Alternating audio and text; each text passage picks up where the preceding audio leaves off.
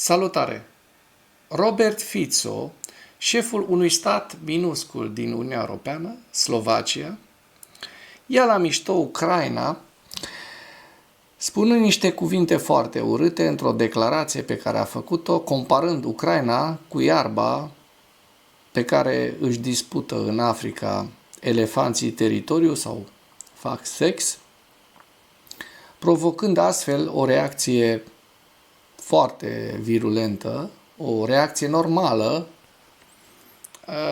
Ucrainei, autorităților ucrainene. Da, pentru că acest stat, cât 3-4 județe, un stat minuscul, n-a fost pus încă la punct de doamna președinte Ursula von der Leyen și de toți ceilalți europarlamentari care se încoardă pe acolo prin Parlament, dar nu reușesc, nu au ac de cojocul acestei țări minuscule. Fraților, cum se face că astfel de țări mici își bat joc de imaginea Europei, de imaginea Uniunii Europene în ansamblu și nu pățesc nimic? Ei încă stau, primesc fonduri europene, o duc bine, mersi. Ăștia care sunteți europarlamentari din România, ce mai așteptați, domnule, să faceți o propunere de sancționare sau, de ce nu, de excludere a Slovaciei din Uniunea Europeană, pentru că acest Fico este pe față omul Rusiei, este pe față omul lui Putin, este un adevărat cal troian în Uniunea Europeană. Pentru ce să-l mai țineți? Asta primo. Secundo, bineînțeles că Slovacia, când se va termina războiul și Ucraina va intra în Uniunea Europeană, pentru că Ucraina și Republica Moldova vor intra în câțiva ani în Uniunea Europeană, deci Slovacia va pierde imens din cauza acestei atitudini a lui Fico. Atunci va fi probabil un alt președinte, o altă guvernare, dar slovacii care l-au votat pe acest imbecil, că trebuie să spunem că este un imbecil, pe acest Fico, vor regreta. Vor regreta pentru că Slovaciei nu îi se va da nici măcar atâtica. Ucrainenii nu îi vor da nici măcar atâtea contracte de reconstrucție a Ucrainei, în care dacă noi, românii, suntem inteligenți și continuăm această politică de susținere a Ucrainei, vom avea foarte mult de câștigat. Dacă vom aduce între timp niște jeguri de teapa lui Fico la guvernare, niște gen Călin Georgescu sau George Simion, niște mârlani din ăștia care să continue această operă în ghilimele a lui Fico, atunci vom lua asta. Subiectele principale ale analizei noastre de astăzi sunt: Fico a comparat Ucraina cu iarba în disputa elefantului. Reacția Ministerului Ucrainean de Externe vă prezint în materialul de astăzi. Un apropiat al lui Putin l-a îndemnat pe Putin să pună capăt războiului din Ucraina și să înceapă negocierile, spun cei de la The New York Times. Forțele armate ucrainene au distrus un post de comandă al batalionului rusesc de lângă Oleșchi, probabil, nu probabil, ci sigur, cu arme de precizie, cu rachete de tip Attack-MS sau HIMARS. Markarova, șefa diplomației ucrainene în Statele Unite ale Americii, ambasadoarea Ucrainei în Statele Unite ale Americii, spune că SUA vor acționa dintr-o poziție de forță în negocierile cu Rusia și noi sperăm să se întâmple așa. Forțele de apărare ucrainene au eliberat Bejalivka din regiunea Sumă.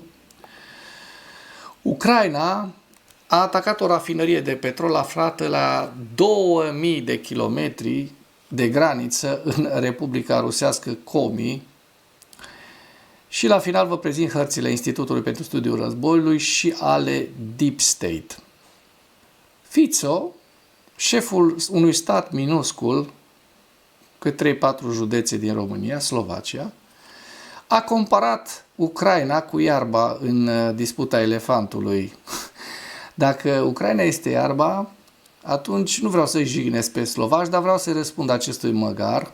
Deci dacă Ucraina este iarba, atunci Slovacia este precum insectele alea care se pun pe iarbă. Atât de minusculă este în comparație cu Ucraina.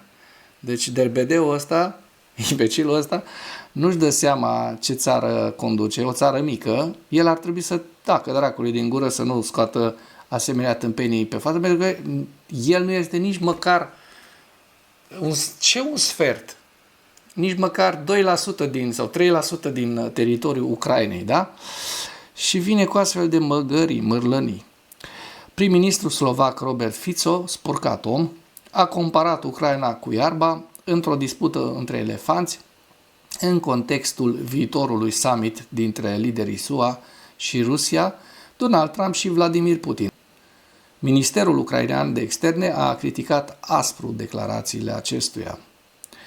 Cu o zi înainte, comentând summitul liderilor SUA și Rusia, Fico a spus că nu contează asupra a ceea ce se vor înțelege Donald Trump și Vladimir Putin. Ucraina va avea cel mai mult de suferit. Vă amintiți de vechiul adevăr african pe care îmi place să repet? Sigur că îți place să repeți, măi, limbricule, pentru că tu ești un limbric față de Zelensky. Indiferent dacă elefanții se luptă sau fac sex, iarba este cea care suferă. Indiferent cum se termină discuțiile despre elefanți pe 15 august, iarba este cea care suferă, în acest caz Ucraina. Cu câtă plăcere face acest derbedeu Fico aceste declarații. Ministerul Afacerilor Externe ucrainean a condamnat o astfel de retorică și a menționat că Robert Fico încă nu a înțeles adevăratele motive ale invaziei criminale a Rusiei. Eu cred că o înțeles și cred că este un om al Rusiei, precum și pericolul pe care îl reprezintă flirtul cu un stat agresor. Aici a fost amenințată direct pe față de pericol. Pericolul care nu o să facă ucrainenii o invazie în Republica Slovacă, care ocupa-o în 24 de ore, dar, atenție, nici bănuți nu o să vină către Slovacia. Cam asta e mesajul pe care îl trimite Ministerul de Externe ucrainean și foarte bine face. Este regretabil că șeful guvernului unui stat membru al Uniunii Europene își permite să folosească o retorică deschis ofensatoare la adresa Ucrainei și a poporului ucrainean, care luptă eroic împotriva agresiunii rusești în fiecare zi, ținând-o sub control pe propriul teritoriu în interesul securității întregii Europe, adică și al berbecului ăstuia de Fico și a celor care l-au votat pe acest nemernic. Un apropiat al lui Putin l-a îndemnat pe Putin să pună capăt războiului din Ucraina și să înceapă negocierile, spun jurnaliștii de la The New York Times. Șeful adjunct al administrației liderului rus Dmitri Kozak, îl vedeți în această imagine, este unul dintre apropiații lui Vladimir Putin, care i-a propus recent șefului Kremlinului să oprească războiul din Ucraina și să înceapă negocierile de pace. Cel mai recent, potrivit unor surse din Kremlin, Kozak le-a spus colegilor că i-a prezentat lui Putin o propunere de a pune capăt luptelor și de a purta discuții de pace. Aceștia au adăugat că Kozak i-a cerut de asemenea lui Putin să ia măsuri interne, inclusiv plasarea puternicilor forțe de securitate ale Rusiei sub supravegherea guvernului și crearea unui sistem judiciar independent. Publicația notează însă că Kozak l-a dezamăgit pe Putin pentru că a precizat clar că consideră invazia Ucrainei o greșeală, iar multe dintre puterile sale au fost acum transferate lui Sergei Kirilenko, un alt adjunct al administrației Kremlinului. Kozak este singurul oficial de rang înalt din cercul apropiat al lui Putin care a vorbit deschis despre opoziția sa față de război, potrivit unor persoane apropiate Kremlinului, deși nu a exprimat public aceste critici. Măi, eu sunt foarte, foarte atent și voi urmări parcursul acestui domn Kozak, pentru că nu știu dacă nu o să-l tragă și pe el un curent de la etaj sau va bea un ceai din ăsta cu tot felul de esențe tari. Sper să nu, pentru că este nevoie la Kremlin de astfel de oameni cu cojones care să-i spună lui Putin că a greșit. Dar vom vedea ce urmează să se întâmple. Forțele armate ucrainene au distrus un post de comandă al batalionului rusesc lângă Oleșchi și vedem despre ce este vorba. Ni se spune în acest comunicat că forțele aeriene ucrainene au efectuat un bombardament asupra postului de comandă al unui batalion rusesc din zona Oleșchi, din regiunea Herson, și l-au distrus. Un bombardament de înaltă precizie, care nu poate să fie decât HIMARS, zic eu, sau ATACMS, dar eu cred că deja cu HIMARS ucrainenii au reușit să-l doboare, mai mult ca sigur a fost HIMARS. Deci un bombardament de înaltă precizie al forțelor aeriene ucrainene au lovit postul de comandă al batalionului de ocupanți din zona Oleșchi. Conform datelor preliminare, aproximativ 25 de ocupanți ruși au fost uciși, iar cel puțin 11 au fost răniți. Serviciile de informații relatează că printre cei uciși se numără și comandantul batalionului, șeful de stat major, șeful geniștilor și comandantul uneia dintre plutoane. Markarova, ambasadoarea Ucrainei în SUA, spune că SUA, Statele Unite, vor acționa dintr-o poziție de forță în negocierile cu Rusia. Să sperăm. Ambasadoarea Oksana Markarova și-a exprimat opinia că în timpul negocierilor cu Rusia, Statele Unite vor acționa dintr-o poziție de forță. Într-un interviu acordat CBS News și pe Facebook, Markarova spune: toată Ucraina se roagă ca președintele american Donald Trump să obțină rezultate remarcabile în negocieri. Deci, da, vrem ca Putin să înceteze și sperăm cu adevărat că această presiune din partea președintelui Trump, pachetele de sancțiuni care sunt pe masă și sancțiunile secundare care au fost deja impuse celor care ajută Rusia, îl vor convinge pe Putin că este timpul să înceteze în sfârșit agresiunea sa. Bun, încă o veste bună, forțele de apărare ucrainene au eliberat Bejalivka din regiunea Sumă. Potrivit statului major general al forțelor armate ale Ucrainei, operațiunea ar fi implicat unități din regimentul 33 de asalt separat și din batalionul 24 de asalt separat. În timpul luptelor, trupele ucrainene au eliminat 18 invadatori ruși. Bejalovka este un sat din Ucraina în comunitatea urbană Belopolska din regiunea Sumă, cu o populație de 91 de locuitori, situat pe râul Volfa, la granița cu Rusia. Potrivit liderului comunității Belopolska, Yuri Zark, la începutul lunii iulie, mai erau mai multe persoane în Bejalivka. Aceștia au refuzat să evacueze. Ucraina atacă o rafinărie de petrol aflată la 2000 de kilometri de graniță în Republica Komi a Rusiei. Este vorba despre rafinăria Lukoil. Un atac cu drone ucrainene a lovit pe data de 10 august rafinăria de petrol Lukoil Ukhta din Republica Komi a Rusiei, la aproximativ 2000 de kilometri, oameni buni, de granița cu Ucraina, a declarat o sursă din cadrul Agenției de Informații Militare Ucrainene GUR pentru Kyiv Independent.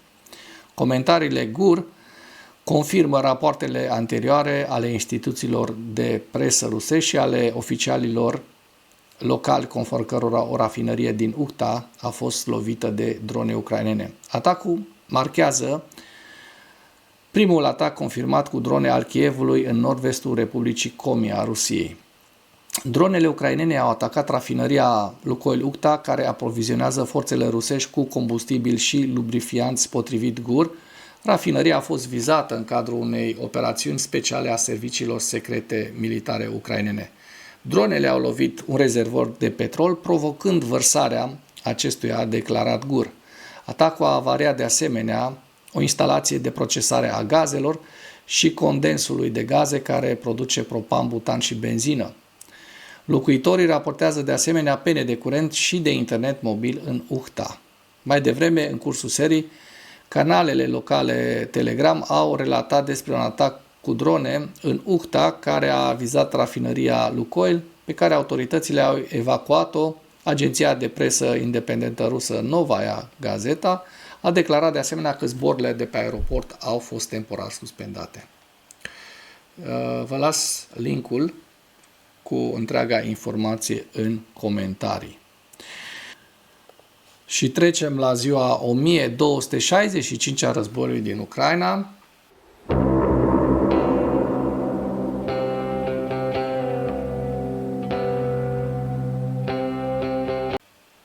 Rușii au pierdut în ultimele 24 de ore 1000 de militari, 4 tancuri, 7 vehicule blindate de luptă, 37 de piese de artilerie, 2 lansatoare de rachete, așa cum se poate observa în această imagine, iar lista cu pierderile rusești în întregime o găsiți în această imagine. Trecem la hărți, la hărțile Deep State, să vedem dacă ceea ce am spus până acum pușcă cu ceea ce s-a întâmplat în linia frontului și o să începem chiar cu această zonă, cu zona Sumă, să vedem dacă cei de la Deep State au marcat acest avans ucrainean, acest contraatac ucrainean la Bejalivka. Încă nu este actualizat, dar vom vedea probabil pe data de mâine. Ceea ce este foarte important, că în zona Sumă lucrurile sunt stabile de mai bine de 2 săptămâni. Rușii n-au mai avansat deloc în această zonă. Dimpotrivă, statul major general al Ucrainei ne-a prezentat o eliberare în Bejalivka. În Vovchansk, de asemenea, așa cum se poate observa, nu au existat modificări ale fronturilor. Din păcate, nu aceleași lucruri se pot spune despre, și acum trecem dincolo de Kupiansk, mai la sud de Kupiansk, am depășit și zona Ceasoviar. Vedem că în această zonă nu au existat modificări ale fronturilor, dar unde ne interesează foarte, foarte mult, în Constantiniovka, da?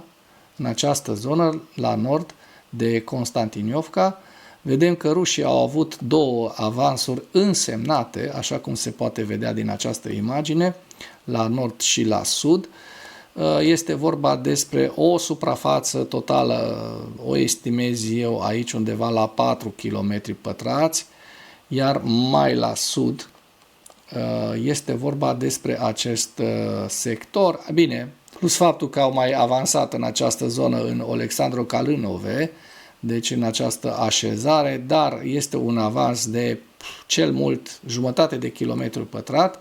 Avansul principal înspre Constantiniovka este în această zonă și vorbim despre aproximativ 5 km pătrați. Deci în această zonă a Constantiniovka vorbim despre 10 km pătrați avans rusesc în ultimele 24 de ore.